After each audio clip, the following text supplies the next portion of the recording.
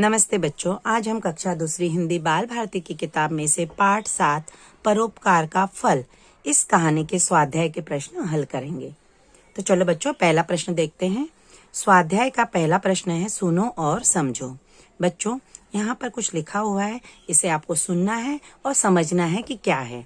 तो पहला है शहर, मतलब यहाँ पर कुछ शहरों के नाम दिए गए हैं जिनमें पढ़ती हूँ, आप लोग ध्यान से सुनिए। मुंबई, नागपुर, पुणे, नासिक। बच्चों, यहाँ पर ये जितने भी शहर दिए गए हैं, यह महाराष्ट्र के कुछ शहर हैं, उनके नाम दिए गए हैं। दूसरा है पाठशाला। पाठशाला से संबंधित कौन कौन सी चीजें होती हैं, उनके नाम यहाँ पर दिए गए हैं। शाम पट्ट, मतलब फलक जिस पर टीचर आपकी लिखती हैं। कक्षा, मतलब जिस कक्षा में आप लोग, जिस कमरे में आप लोग पढ़ाई करते हो। स्वच्छता गृह, मतलब जहाँ पर आप लोग टॉयलेट करने जाते हो। मैदान, मैदान जहाँ पर आप लोग खेलते हो। ये सब कहाँ पर होता है बच्चों? पाठशाला में। तीसरा है जंगल। जंगल से संबंधित यहाँ पर कुछ शब्द दिए गए हैं कि जंगल में क्या क्या होता है। जानवर, पेड़, पक्षी, पहाड़, ये सारी चीजें हमें कहाँ दिखाई देती हैं? जंगल में। Very good. चौथा है बर्तन। अभी बर्तन से संबंधित कौन कौन सी चीजें हैं? थाली, थाली एक बर्तन है। गिलास, कटोरी, चम्मच, ये सारे बर्तन हैं, इसलिए इनको बर्तन के सामने लिखा गया है। ठीक है, चलो दूसरा प्रश्न देखते हैं। बच्चों, दूसरा प्रश्न है, सही वाक्य बनाकर लिखो। यहाँ पर 4 वाक्य दिए गए हैं। इन वाक्यों में बीच में देखो, यहाँ पर 2 शब्द दिए गए हैं अंत में। दोनों शब्दों में से एक शब्द जो है वो सही है और एक गलत है। तो पढ़ते समय आपको कौन सा शब्द सही लगता है, उस शब्द को लेकर के वाक्य को पूरा कीजिए और उसे यहाँ पर लिख लीजिए। तो मैं शुरुआत करती हूँ। पहला वाक्य है, गुरुजी घर आओ आइए। इन दोनों पर्यायों में से आओ सही लग रहा है कि आइए सही लग रहा है? गुरुजी घर आओ, यह सही लग रहा है कि गुरुजी घर आइए? कौन सा सही लग रहा है बच्चों? बिल्कुल सही, गुरुजी घर आइए। गुरुजी हमारे से बड़े हैं तो उनको सम्मान देना चाहिए, इसलिए उन्हें आओ नहीं कहेंगे, आइए कहेंगे। तो आप लोग वहां पर लिख लीजिए,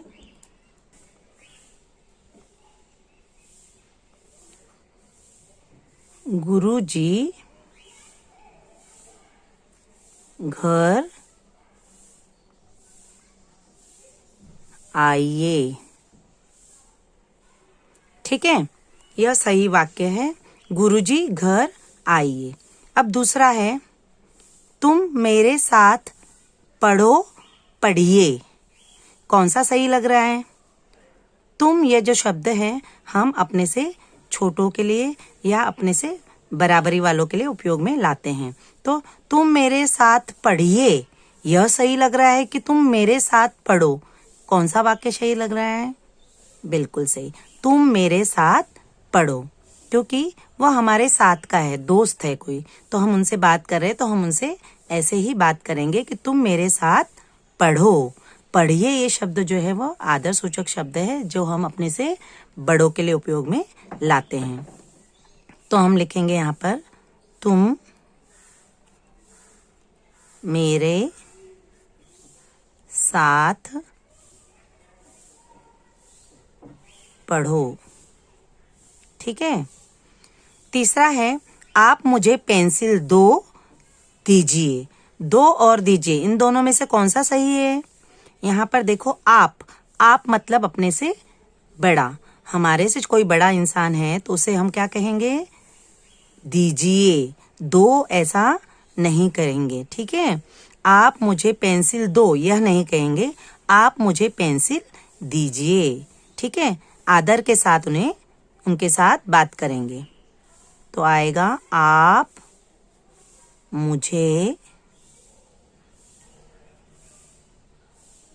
पेंसिल दीजिए।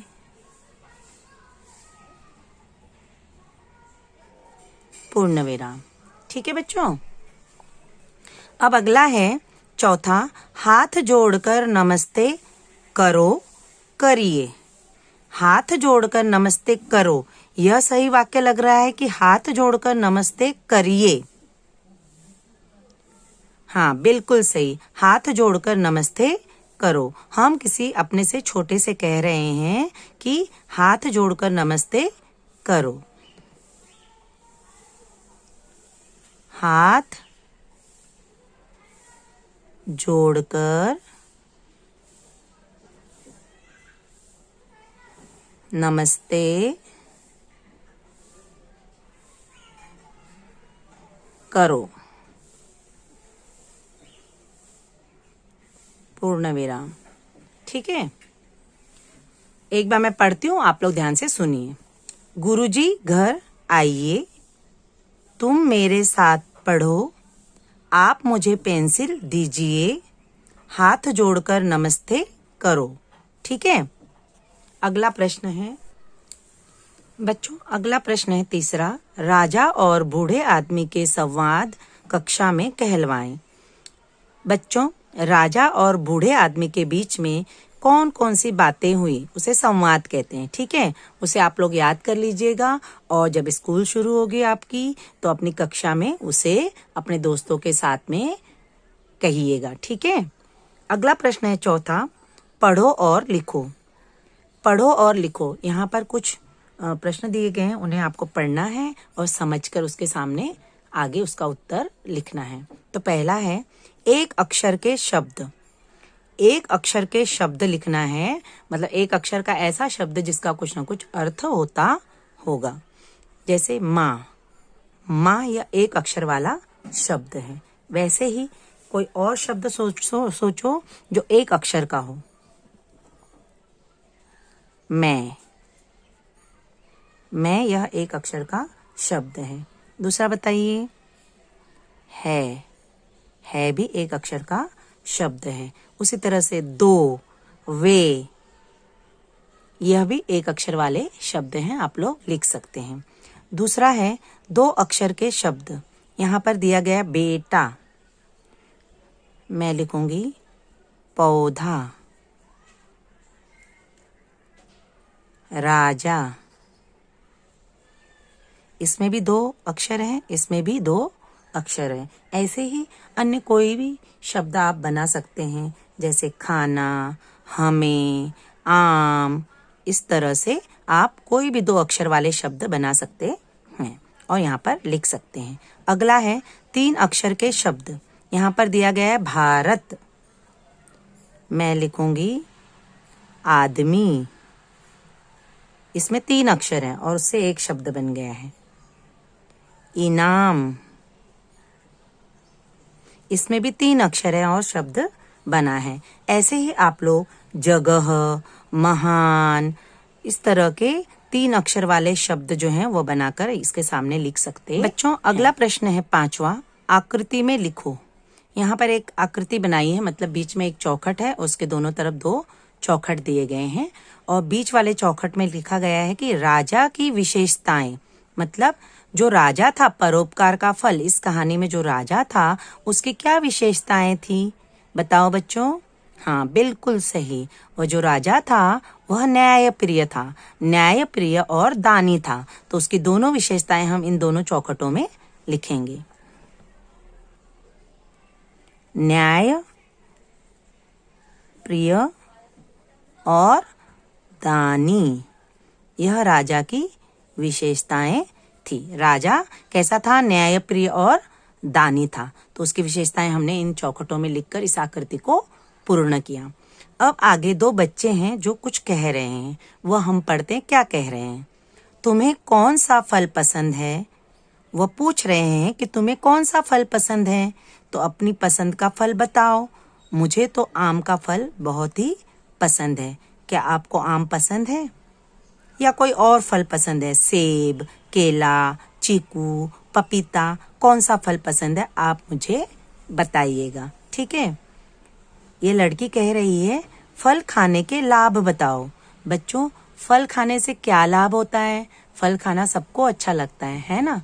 फल खाने से हमारा स्वास्थ्य अच्छा रहता है। फलों में विटामिन्स की भरपूर मात्रा होती है, जिसके कारण हमें फल खाने से स्वास्थ्य लाभ मिलता है। जब हम बीमार रहते हैं उस समय जब हमें खाना खाने का मन नहीं करता है तब भी हम फल खाते हैं तो वो जल्दी से हजम हो जाता है और हमारी बीमारी दूर होने में सहायता मिलती है। कुछ फलों का हम अगर फल खाने का मन नहीं होता है तो जूस बनाकर भी पीते हैं। तो फल खाना चाहिए, फल खाने से सेहत अच्छी होती है। तो बच्चों, आप लोग भी स्वाध्याय के ये सारे प्रश्न कर लीजिए और अपनी कॉपी में लिखिए।